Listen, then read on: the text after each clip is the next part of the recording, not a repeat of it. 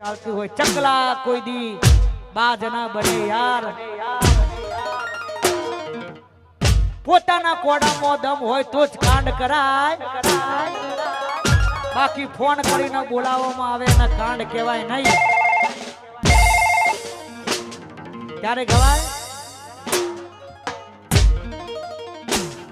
એ ઈલાકો તમારો ને જમાનો અમારો